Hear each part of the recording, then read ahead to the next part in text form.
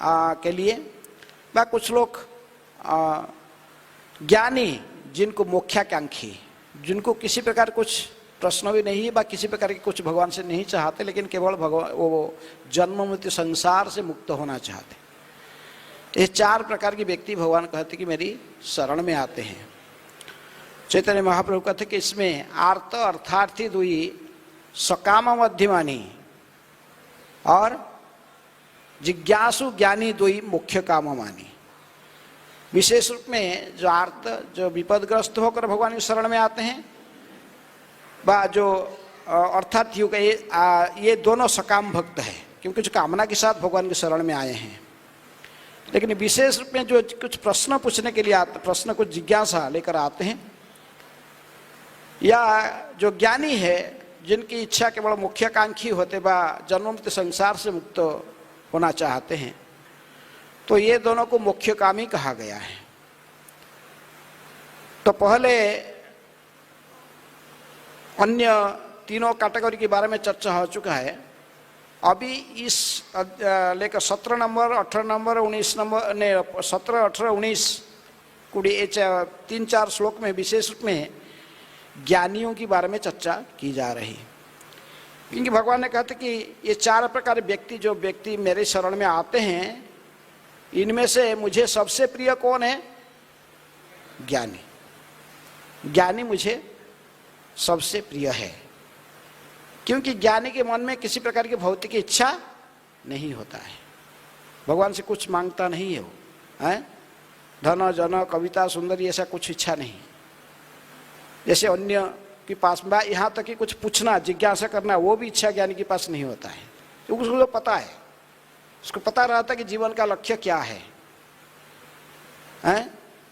तो इसलिए भगवत प्राप्त जानता है कि जीवन के लक्ष्य है जन्म मृत्यु संसार से मुक्त हो जाना।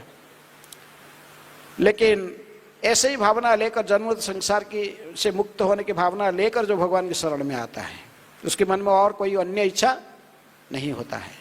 भगवान कहते कि वो मुझे अति प्रिय है। लेकिन प्रभुपाद जी कहते कि इसका मतलब नहीं ज्ञानी भगवान को प्रिय है तो दूसरे लोग भी प्रिय नहीं होते। जो लोग अर्थार्थी होकर व जिज्ञासु होकर आए, वो क्या भगवान को प्रिय नहीं है? वो भी भगवान को प्रिय है, क्योंकि इनको सुकृति न कहा गया, ये दुष्कृति न नहीं है, सुकृतिवान है।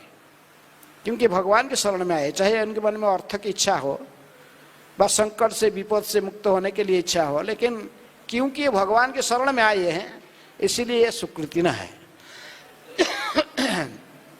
कोई जिज्ञासु लेकर इच्छा, कोई प्रश्न पूछने का, अर्जुन जैसे बा कोई, तो ये सब किसी भी स्तर पर मेरे पास शरण में आए तो ये सब भी, ये भी मुझे प्रिय है। प्रभुपाद जी कहते क्योंकि इनमें बीच में जो भी कोई, भगवान सबके पिताजी है, लेकिन कोई लड़का जब पिताजी को कुछ मांगता है, और किसको नहीं मांगता, किसको मांगता है? पिताजी को मांगता है। तो स्नेह के कारण पिताजी कभी कभी उसकी इच्छा पूर्ण करते हैं, उससे पुत्र का उत्साह और बढ़ जाता, मेरे पिताजी ने मुझे दिया है, तो वो बोलकर और अधिक से अधिक वो अटैचमेंट उसकी बढ़ जाता है। उसी प्रकार भक्त भी भगवान को जो मांगता है, अब भगवान जब इसको कुछ वस्तु देते हैं, इससे उसकी प्रेम भगवान के प्रति बढ़ता है? लेकिन भगवान की शरण में आने का ये महत्व है कि प्रारंभ से यदि उसके मन में आर्त अर्थार्थी होकर वो भजन करता है, लेकिन अंत में भगवान की विशुद्ध भक्ति को प्राप्त कर लेता है। उसकी एक उदाहरण ध्रुव महाराज। ध्रुव महाराज किस लिए भगवान की भक्ति किया? क्योंकि उनके पिताजी उत्तनपाद, और उत्तनपाद के पिताजी स्वयंभू मनु, स्वयंभू मनु के पिताजी ब्रह्मा। क्योंकि उत्तनपाद ने इनको अपने गोद में नहीं बैठाया था, और उनके जो सतनी माँ थी सुरुचि, उन्होंने इनको, ध्रुव महाराज को अपने पिताजी की गोद में बैठने के लिए मना कर दिया, बैठने के लिए इनको अनुमति नहीं दिया। ये इनके प्रयास में बाधा डाला। तो क्षत्रिय बालक होने के नाते उन्होंने इतनी जिद्दी में आ गए कि मेरे पिताजी का जितना जो राज्य है उससे भी बढ़कर राज्य मुझे चाहिए, मेरे पिताजी की राज्य जितना है उनके पिताजी की राज्य भी, स्वयंभू मनु व ब्रह्मा का राज्य से भी बढ़कर मुझे राज्य के अधिपति बनना है। तो इसलिए इसी आशा लेकर उन्होंने भगवान के शरण में गए। नारद मुनि को गुरु रूप में स्वीकार करके फिर उन्हीं की निर्देशना में भगवान की भक्ति करने लगे। हाँ, लेकिन जब 6 महीना के अंदर में इतने वो भगवान को प्राप्त कर लिए हैं, 6 महीना के अंदर में। पहले महीने में तो उन्होंने केवल कैथा, जंगली जो बेल होता है, जंगली का बेल ऐसा ही उसी खा के रहते थे। दूसरे महीने के तो उन्हें सूखे पत्ता, सूखे घास खा के रहने लगे। तीसरे महीना को तो सिर्फ पानी पी के रहने लगे। फिर ऐसे ही होते होते जो अंतिम महीना में हवा लेना भी बंद कर दिए। हवा लें तो भगवान स्वयं इनके समक्ष में प्रकट हुए। लेकिन भगवान को जब साक्षात दर्शन किए थे वो महाराज, तभी कहने लगे, हे प्रभु, भगवान कहे जब वर मांगो, ध्रुव में बड़ा प्रसन्न हुआ तो हो गया तुम्हारे ऊपर, तुम्हारे भक्ति देखकर। अभी जो कुछ चाहते मुझे मांग सकते हो। तो ध्रुव महाराज भगवान के इस प्रकार आग्रह को देखकर कहने लगे कि मुझे कुछ नहीं चाहिए। हैं स्वामीन वरंग न जाचे कृतार्थ अस्मिन, मैं कृत्य हो गया हूँ प्रभु, मुझे कोई भी वर नहीं चाहिए।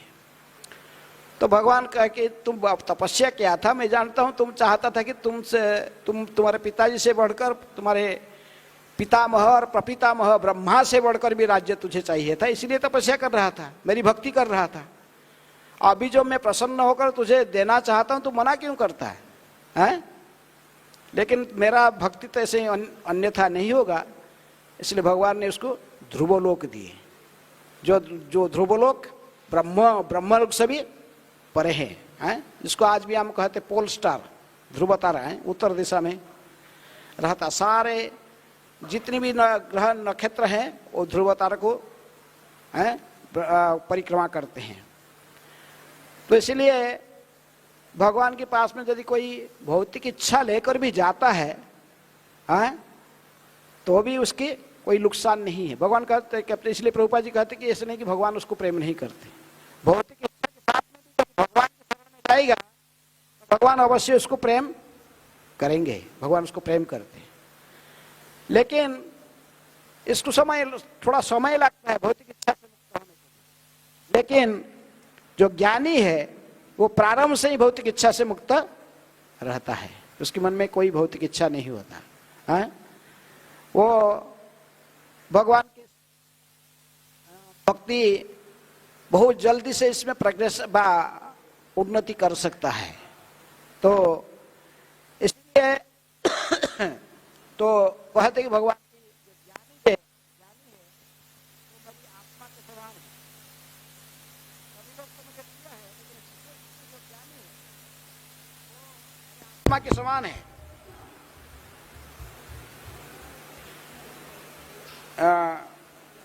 ज्ञानी इसलिए प्रिय है कि उसका उद्देश्य प्रेम तथा भक्ति में परमेश्वर की सेवा करना होता है। वो केवल भगवान की सेवा करना चाहता है। ज्ञानी का अर्थ ऐसा नहीं कि निर्विशेष ज्ञानी, जो निर्विशेषवादी, मायावादी, शून्यवादी, इनकी बारे में नहीं कहा जा रहा।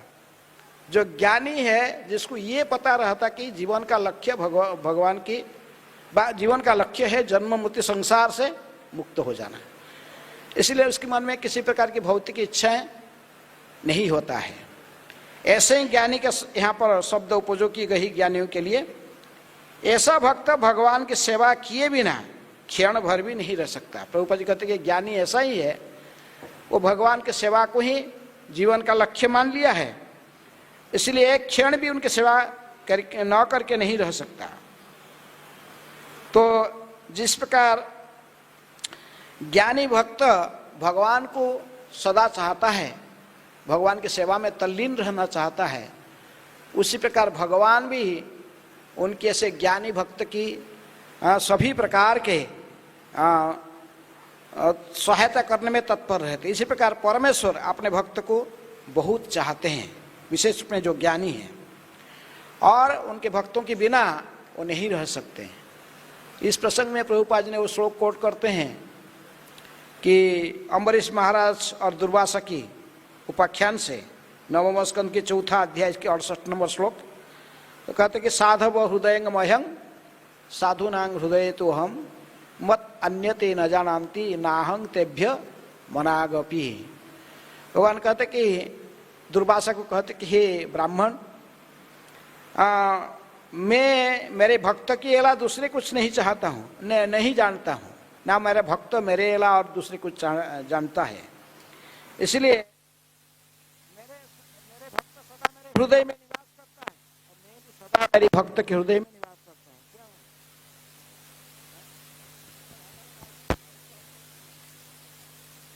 हरे कृष्ण। तो यहाँ पर अम्बरीश महाराज को एक ज्ञानी भक्त के रूप में चित्रण की गई है, क्योंकि अम्बरीश महाराज को पता था कि जीवन का लक्ष्य केवल भगवान को प्रसन्न करना व भगवान के शुद्ध भक्ति करना। इनके मन में किसी प्रकार की भौतिक इच्छा नहीं था। ऐसे ही हम जानते हैं कि श्रीमद् भागवत में नवधा भक्ति की समस्त अंग को अम्बरीश महाराज अपने जीवन में उतार लिए थे। नवधा भक्ति जो भक्ति करते हैं, 9 अंग है भक्ति का: श्रवणम, कीर्तनम, विष्णु स्मरणम, पाद सेवनम, अर्चनम, वंदनम, दास्यम, साख्यम, आत्मनिवेदनम। भक्ति का एक अंग का एक आचार्य होते हैं। श्रवणे परीक्षित, कीर्तने व्यासकी, विष्णु स्मरणे प्रहलाद, पाद सेवन में लक्ष्मी जी, दास्य में हनुमान और अर्चन में पृथु महाराज, बंदन में अक्रूर जी, साख्य में श्रीदाम, सुबल, अर्जुन आदि सखाएं और आत्मनिवेदन में बड़ी महाराज। भक्ति के एक अंग को आश्रय करके और भगवान के चरणारविंद में शुद्ध भक्ति करके जीवन को सफल बनाया। लेकिन अम्बरीश महाराज ऐसे ही व्यक्ति जो कि अपने जीवन में भक्ति की प्रत्येक अंग को निभा लिए थे। इसलिए इन सदा भगवान की सेवा में तत्पर रहते थे। अम्बरीश महाराज जब श्रवण करना कुछ हो तो केवल भगवान के बारे में ही, भगवान की कथा को श्रवण करते थे, श्रीमद् भागवत की श्रवण करते थे। जब कुछ इनको कीर्तन करना है तो केवल भगवत कीर्तन करते थे, भगवान के नाम, गुण, रूप, लीला ऐसी की कीर्तन कर रहे थे। सदा भगवान को अंतकरण में स्मरण कर रहे थे। वंदना, कुछ प्रार्थना गाना है तो भगवान को प्रसन्न करने के लिए केवल गाते थे। भगवान के चरण में दास के समान सभी प्रकार की सेवा में सदा तत्पर रहते थे। मंदिर को मार्जन करना और भगवान के लिए फूल तोड़ के लाना, उसकी माला बनाना, भगवान के अर्चन करना, सभी प्रकार के एक क्रिया में लगे रहते थे। और अर्चनम, वंदनम, दास्य भाव से उनके सब प्रकार सेवा करते थे। भगवान को ही अपने सर्वश्रेष्ठ सखा व भगवान के चरण में संपूर्ण रूप में समर्पित होकर सदा उनकी चरणारविंद को आश्रय करके ही रहते थे। तो इसलिए जो व्यक्ति इसी प्रकार भगवान के शरणागत हो जाता है अम्बरीश महाराज की तरफ, तो उसके लिए भगवान कहते कि ऐसे भक्त तो मेरे हृदय में सदा निवास करता है और मैं भी उसके लिए हृदय में निवास करता हूँ। साधव हृदयमह्यं साधुनां हृदय तु अहम। किसी लिए मैं सदा साधु के हृदय में निवास करता हूँ। साधु मेरे प्राण के समान क्यों होता है? क्योंकि मेरे जो साधु होता है मेरे अलावा दूसरे कुछ नहीं जानता है, इसलिए मैं भी उसकी अलावा और कुछ नहीं जानता हूँ। तो इसलिए ज्ञानी, तो इसलिए प्रभुपाद जी हैं उसी श्लोक को कोट करते हैं कि मत अन्यते न जानन्ति नाहं तेभ्यो मनागपि। इसीलिए साधु सदा मेरे हृदय में निवास करता, मैं उसके हृदय में निवास करता हूँ। इस प्रसंग में दूसरे श्लोक में है अहं भक्त पराधीन ही अस्वतंत्र इव द्विज साधव ग्रस्त हृदय भक्तैर्भक्त जनप्रिय। भगवान कहते कि मैं स्वतंत्र नहीं हूँ, मैं सब सर्वत्र स्वतंत्र हूँ, लेकिन मेरे भक्त के समक्ष में मैं सदा पराधीन होकर रहता हूँ। मेरे भक्त मुझे जो जैसे चाहता है मैं ऐसे ही अभिनय करता हूँ। अहं भक्त पराधीन। यदि वो सभी शास्त्र भागवत की प्रथम श्लोक ही कहता कि भगवान को अभिज्ञ सुराट, लेकिन भगवान कहते कि मेरी भक्त के समक्ष में मैं सुराट नहीं हूँ, मैं भक्त की भक्ति में पराधीन हूँ। अहं भक्त पराधीन, मैं स्वतंत्र नहीं हूँ, मेरे भक्त का भक्ति में बंधा हुआ हूँ। और भक्त तो मेरी प्रिय होता है, लेकिन मेरे भक्तों की भी जो भक्त होता है, जो मेरी भक्तों की सेवा में भी लगा रहता है, वो भी मुझे अधिक प्रिय होता है। जो मेरी भक्तों की शरण में रहता है वो भी मुझे प्रिय होता है। इसलिए ये इस श्लोक में कहा गया कि ऐसे ही जो भक्त है, भक्तगण सदैव मेरे हृदय में वास कर, जो ऐसे भक्त सदा मैं इनको मेरे हृदय में धारण करता हूँ। और भगवान कहते कि मेरे तथा शुद्ध भक्तों के बीच घनिष्ठ संबंध रहता है। ज्ञानी शुद्ध भक्त कभी भी आध्यात्मिक संपर्क से दूर नहीं होते, अतः वे मुझे अत्यंत प्रिय होते हैं। क्यों? ज्ञानी भक्त के मन में भौतिक इच्छा नहीं होता है, मुख्य बात यही है। आज जो लोग दूसरे अर्थार्थी होते हैं, कुछ लोग जो अल्प ज्ञानी वाले होते हैं, कभी कभी भगवान की शरण में तो आए हैं, लेकिन कभी कभी उनकी मति बदलने का चांस रहता है। कहते भगवान क्या करूं, इतने से मांगना, इतनी तरपा, इतनी बार सारा दे, इतने साल एकादशी व्रत कर लिया, कुछ मिलता नहीं है, और तो गरीब हो रहा हूँ। चलो थोड़ा शंकर जी का व्रत कर लेते हैं, शिवरात्रि व्रत भी पालन कर लेते, अन्य किसी देवता को प्रसन्न करके हासिल कर लेते हैं।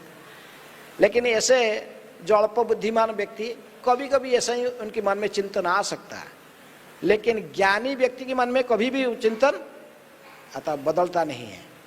क्योंकि ज्ञानी भक्त के मन में भौतिक इच्छा कुछ नहीं होता है, और सारे शास्त्र के सिद्धांत को जानता है। वो जानता है कृष्णस्तु भगवान स्वयं, कृष्ण ही परम भगवान है, और भगवान जो कुछ करते हैं प्राणी के मंगल के लिए करते हैं। भगवान का कभी भी अपने भक्तों की अमंगल चिंतन कर ही नहीं सकते। ये दृढ़ भाव से ज्ञानी भक्त के मन में स्थित रहता है। एक राज्य में एक राजा था, राजा के मंत्री था, जहां भी जाते थे राजा भी चलता था साथ में, मंत्री भी साथ में जाते थे। एक बार राजा और मंत्री दोनों से जंगल में गए थे शिकार करने में, उनके साथ और 2 सिपाही भी थे। तो ऐसे ही शिकार करते करते वो तीर से कैसे भी राजा का अंगूठा कट गया, थोड़ा खून बहने लगा बहुत जोर जोर से। राजा अपने मंत्री को दिखाया अंगूठा। मंत्री भक्त था, ज्ञानी भक्त था, उन्होंने देखा कि बोला ये खून निकल रहा है। तो मंत्री ने कहा कि ये जो कुछ होता है भगवान की इच्छा से होता है, भगवान जो करते हैं प्राणी की मंगल करते हैं। तो राजा ने सोचा कि कैसे हमारा मंत्री है, मेरा अंगुली कट गया और खून बह रहा है, बोलता भगवान मंगल के लिए करते हैं। तो सिपाही जो दोनों साथ में थे उनको बोला इसको मंत्री की अरेस्ट कर लो, इसको बांधी के लेके जेल में डाल दो, देखते हैं उसका कैसे मंगल हो रहा है। वो राजा तो अकेला हो गया, घूम रहा था। वो जंगल में रहते थे कुछ लोग, काली की पूजा करने वाले काली भक्त थे। तो उन्हें माँ के पास में बलि चढ़ाने के लिए कोई व्यक्ति ढूंढ रहे थे। अब देखे कि ये तो बहुत अच्छा तगड़ा व्यक्ति है। तो जंगली व्यक्ति 50-60 लोग चारों साइड घिर गए, राजा को पकड़ लिए, पकड़ के ले गए माँ के पास। उसको स्नान कराए, भोजन कराए, खिलाने के बाद माँ के पास बलि काठ में बोले सिर रखे इधर। लेकिन जब उनके मुंह हेड पर जो पुजारी था जो वो आया, बलि देने के पहले देखा है चेकिंग किया जाता पूरा शरीर है सब, कहीं यदि कुछ खंडित होता है, कोई कटा होता है, रक्त फक्त कहीं चूहता है, तो शरीर वो बलि में योग्य नहीं माना जाता है। तो पुजारी जब चेकिंग कर रहा था, राजा को देखा कि इसका अंगूठा कटा हुआ, अभी तो खून चूह रहा है, खून बह रहा है उसमें से। बोले ये तो झूठा हो चुका है, माँ का बलि के लायक नहीं है, भागे बेकार का आदमी को पकड़ के लाए हो, छोड़ो इसको। तो बंधन खोल के इनको भगा दिए, भरत बेकार का आदमी है। तो राजा को समझ में आया कि भगवान कैसे मंगल करते। वो जो राजा कह रहा था कि इस भगवान जो कुछ करते प्राणी का मंगल के लिए करते हैं। लेकिन वो समझ में नहीं आया कि मंत्री जो था वो तो बिना कारण में जाके जेल में पड़ा है। तो उन्होंने आके जेल से मंत्री को निकाली, कहा कि तुम्हारा जो कहना मैं तो समझ गया, भगवान जो करते प्राणी के मंगल के लिए। आज मेरे अंगुली यदि नहीं कटता था, क्या कटने वाला था? मेरे गर्दन कटने वाला था, ये तो मैं समझ गया। लेकिन तुमको जो बिना कारण से जेल भोगना पड़ा, जेल में लाके डाल दिया गया, इससे कैसे तुम्हारा मंगल कैसे हुआ बताओ? तो मंत्री ने कहा कि महाराज आपको इतने समझ में नहीं आ रहा है, मैं और आप दोनों थे और वो तो 100 संख्या में लोग थे, वो तो घेर गए थे, दोनों को पकड़ के ले जाते थे। आप तो अंगुली कटा हुआ तो कट गया और खून चूह रहा, आपको छोड़ देते हैं। फिर इसका बाद किसका टर्न आ जाता था? ये मेरा टर्न आ जाता था। इसलिए भगवान ने आपका अंगुली कटवा कर और मुझे जेल में डलवा कर दोनों का रक्षा किया है। किसी भी स्थिति में जो ज्ञानी भक्त होता है, कोई विपदग्रस्त होने पर भी, कुछ भी होने पर, वो उसके मति कभी भगवान के चरण से हटता नहीं है। जो कुछ होता है जानता है कि भगवान की इच्छा से होता है, और सब भगवान जो कुछ करते हैं प्राणी के मंगल के लिए करते हैं। उनके स्वरूप मंगलमय है। वो जानबूझकर भी किसी का अमंगल करना चाहेंगे तो अमंगल कर ही नहीं सकते। जैसे ही सूर्य चाहेगा, अंधकार कैसा होता है, थोड़ा अंधार को मुझे देखना चाहिए, अंधकार को। तो सूर्य क्या अंधकार को देख सकता है? सूर्य जहां भी जाएगा प्रकाश आ जाएगा। सूर्य कभी अंधकार को जैसे दर्शन नहीं कर सकता, भगवान इस प्रकार यदि किसी व्यक्ति का अमंगल करना चाहते भी अमंगल कर ही नहीं सकते किसी भी हालत से, हैं? वो स्वरूप इनके मंगलमय है। ज्यादा जो राक्षस लोग जो कि सभी प्रकार का समाज के अनिष्ट में लगे रहते हैं, अधर्म के मार्ग में चलते रहते हैं, भगवान क्रोधित होकर जो भक्तों को सताने वाले राक्षसों को कभी कभी क्या करते हैं? वध कर देते हैं। जैसे हिरण्यकशिपु सता रहा था किसको? प्रहलाद को। भगवान ने उसको वध कर दिए। तो हिरण्यकशिपु का कुछ हानि हुआ? कुछ हानि नहीं। राक्षसों को वध करने पर भगवान के हाथ से जो राक्षस का वध होता है, इसको भी भगवान के धाम बानेश्वरी, इसको भी कम से कम मुक्ति प्राप्त हो जाता है।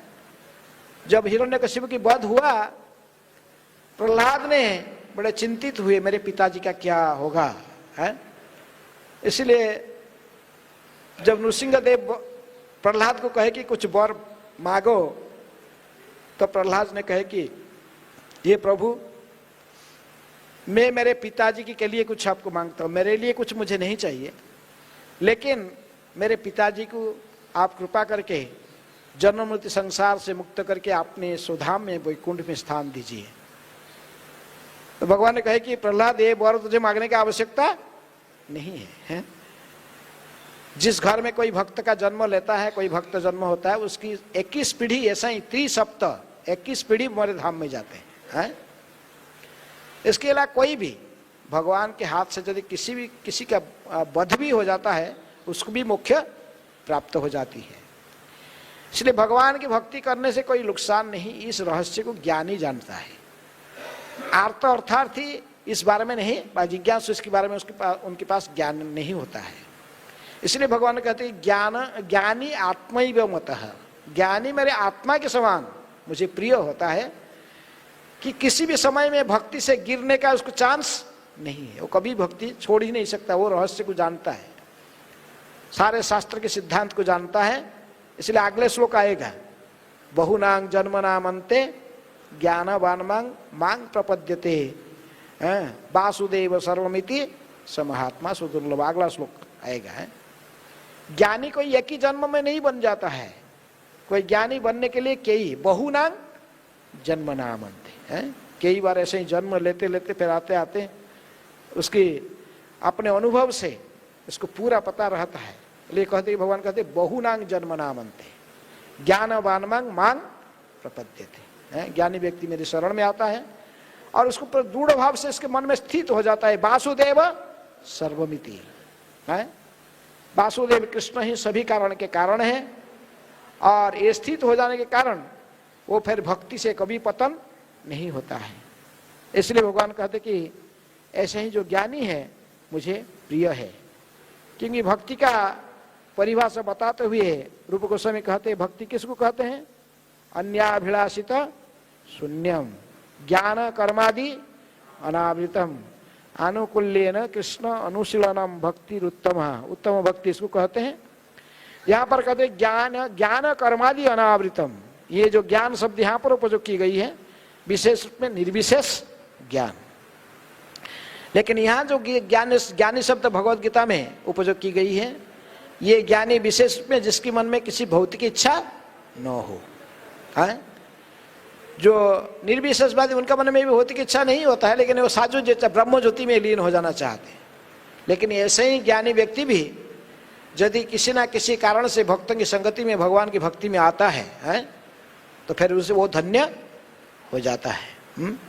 ऐसे व्यक्ति जैसे चारों कुमार ने वैकुंठ की दर्जे पर भगवान श्री कृष्ण को दर्शन कर, भगवान विष्णु को दर्शन करके ही उनकी चरण कमल की तुलसी और फूलों को आघ्राण करके ही वो सदा सदा के लिए भगवान के महान भक्त बन गए।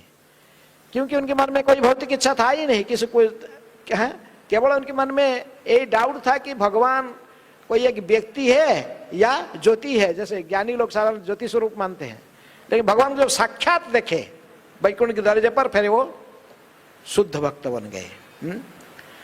तो इसी प्रकार जब भी किसी ज्ञानी व्यक्ति के मन में थोड़ा जो भगवान की भक्ति का उदय हो जाता है, भगवान किसी ना किसी कारण से भक्तों की कृपा से भगवान की कृपा से भक्ति शुभारंभ कर देता है, तो फिर अत्यंत उच्च कोटि की भक्त बनता है। इसीलिए भगवान कहते हैं कि चार प्रकार की जो सुकृतिन व्यक्ति है, सुकृतिवान जो व्यक्ति आर्त अर्थार्थी जिज्ञासु ज्ञानी, इनमें से जो ज्ञानी है जिसके मन में किसी प्रकार की भौतिक इच्छा नहीं है, जो जानता है कि भगवत प्राप्ति ही जीवन का लक्ष्य है, भगवान के चरण कमल में प्रेम प्राप्त कर लेना ही जीवन का लक्ष्य है, तो फिर वो भक्त मुझे अति प्रिय होता है। इसलिए हमें भक्तों की संगति विशेष रूप में शास्त्र अध्ययन और भक्तों की संगति, ऐसे व्यक्ति भक्ति में फिक्स हो जाता। प्रभुपाद जी कहा करते थे कि इस्कॉन के जो भक्त है उनको मेरे एक ही समालोचना करने का है कि वो मेरे किताब को ध्यान से पढ़ते नहीं है। चलो 16 माला जपा करना कैसे भी इधर उधर करके माला कर लेते, लेकिन मेरे जो निर्देशन है प्रत्येक दिन मेरी ग्रंथों को 2 घंटा पढ़ना चाहिए, कम से कम 1 घंटा तो पढ़े, वो नहीं करते हैं। इसी कारण से उनकी भक्ति स्थिर नहीं हो पाता है, इनकी मन विचलित होता है। फिर इसलिए प्रभुपाद जी चाहते थे प्रत्येक व्यक्ति को ज्ञान के लिए प्रभुपाद जी की किताबों को पढ़ना चाहिए। ज्ञान कहाँ से पाएगा? ज्ञान शब्द का अर्थ क्या? वेद शब्द का अर्थ ही ज्ञान। इसलिए ज्ञान हम जब ग्रंथों को पढ़ेंगे, भगवत गीता को पढ़ेंगे, श्रीमद् भागवत को पढ़ेंगे, श्रवण करेंगे, तो भक्तों की संगति में शास्त्र आलोचना करने से हम ज्ञान व जीवन का लक्ष्य व भगवान के बारे में सब कुछ हमको पता चलता है। इसीलिए प्रभुपाद जी चाहते कि हम सभी ज्ञान आहरण करें, भगवत गीता भागवत को भक्ति वेदांत तात्पर्य जी के साथ पढ़ें और उस ज्ञान को हम जीवन में उपयोग करें। इसी प्रकार हम शुद्ध भक्त बनकर जीवन को, मानव जीवन को सफल बना सकते हैं। सच्चे ज्ञान जो प्राप्त करता है तो फिर वो जानता जीवन का लक्ष्य भगवत प्राप्ति है, इसलिए राधा कृष्ण की भक्ति में जोड़ जाता है। नरोत्तम दास ठाकुर कहते कि मनुष्य जन्म लभिया राधा कृष्ण ना भजिया, जानिया सुनिया विष खाइनु, हरि हरि विफले जन्म गवाइनु। हे हरि, मेरा जीवन ऐसे वृथा में व्यतीत कर दिया, क्योंकि ये मनुष्य जन्म प्राप्त करके भी मैं राधा कृष्ण की भक्ति नहीं किया।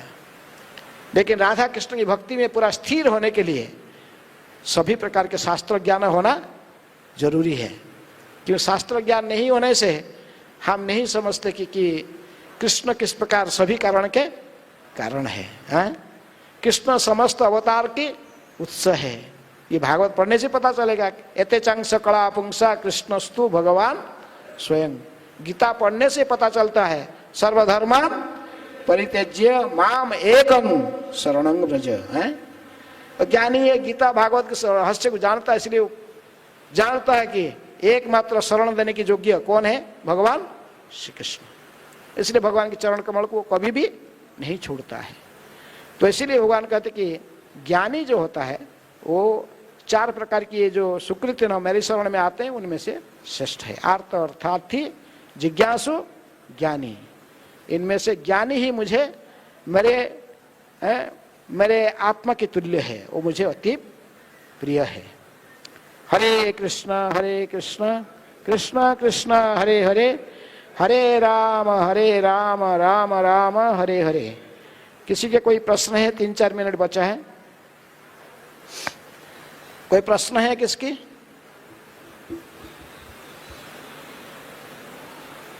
कोई प्रश्न नहीं है? सब ज्ञानी बन गए।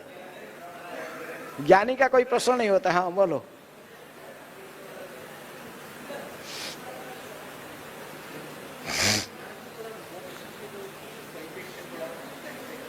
मुख्य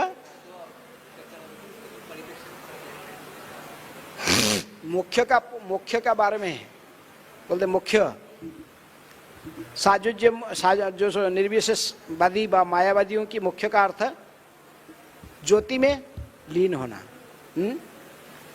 भगवान के जो धाम है वैकुंठ जगत की चारों साइड में जो ज्योति फैला रहता है उसको ब्रह्म ज्योति कहते हैं।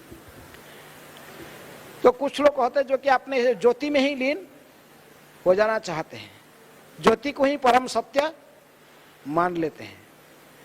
तो लेकिन भक्ति सिद्धांत सरस्वती ठाकुर को समझाने के लिए उदाहरण देते थे। जैसे किसी गांव की नया गांव की बाजू देखिए कि रेलवे लाइन नया रेलवे लाइन गया है, स्टेशन नया, फर्स्ट टाइम ट्रेन आ रहा है उसी गांव के साइड। इसके पहले गांव वाला कोई ट्रेन नहीं देखे थे। तो इसलिए ट्रेन देखने के लिए सब लोग जाके खड़े थे। ट्रेन जब बहुत दूर से आया, बहुत जोर से व्हिसल देकर बहुत फोर्स में आ रहा था। एक व्यक्ति देखा फ्रंट का लाइट, शाम का समय हो गया था, तो फ्रंट का लाइट देख लिया। देख के ही भाग के गया। लोगों को बोला कि ट्रेन कैसा है? ट्रेन बहुत बड़ा लाइट है, इतने फोकस दे रहा, लाइट फोकस पूरा है। फिर दूसरा जो व्यक्ति था थोड़ा वेट करके रहा, वो देखा कि डब्बा के ऊपर डब्बा ऐसे सारे निकल गए जोर से। बोला नहीं, अरे फ्रंट में केवल लाइट है, इसका पीछे सब इंजन है और सब लगा हुआ, कोच लगा हुआ, डब्बा सब लगा हुआ है। ऐसे कई डब्बाएं था। और कोई व्यक्ति रहे थोड़ा पेशेंस लेकर, वहां स्टेशन था, स्टेशन में जाके गाड़ी खड़े हो गया। सब जाके वो लोग देख रहे थे, अरे इनका अंदर से एक ये जो डब्बे हैं ये तो एक छोटा कमरे जैसे हैं, इसके अंदर कई लोग बैठे हुए हैं, लोग बैठ रहे हैं फिर चढ़ रहे हैं। तो उन्होंने आकर फिर ज्ञान होता, पूर्ण ज्ञान किसको बताया? गांव वालों को। है इसी प्रकार भगवान कहते नहीं, श्रीमद् भागवत में कहते कि ज्ञानम च ने जो अद्वैत ज्ञान है ब्रह्मेति परमात्मेति भगवान इति शब्दते हैं। परम ज्ञान जो होता है, तो कुछ लोग थोड़ा कहते कि ज्ञान नहीं, ब्रह्म परम माने ब्रह्म ज्योति ही कुछ भगवान मान लेते हैं। कुछ लोग परमात्मा को मानते हैं, और कुछ लोग जो भक्त लोग वो किसको मानते हैं? भगवान को मानते हैं। तो इसलिए असली ज्ञानी है वो परम सत्य को कैसे मानता है? भगवान रूप में स्वीकार करता है। वासुदेव सर्वमिति है, वो है असली ज्ञानी। और जो दूसरे ज्ञानी जो निर्विशेष ज्ञानी है, बा जो परमात्मा की ज्ञान में है, जो ज्ञानी परमात्मा को प्राप्त करना है, ये सब अधूरा है। ज्ञानम च अद्वयम ब्रह्मेति परमात्मेति भगवान इति शब्दते हैं। तीनों स्तर है आध्यात्मिक सत्य को उपलब्धि का। हरे कृष्ण कृष्ण कृष्ण हरे हरे, हरे राम राम राम हरे हरे। श्रील प्रभुपाद की जय। भगवत वाणी श्रीमद् भगवद गीता की जय।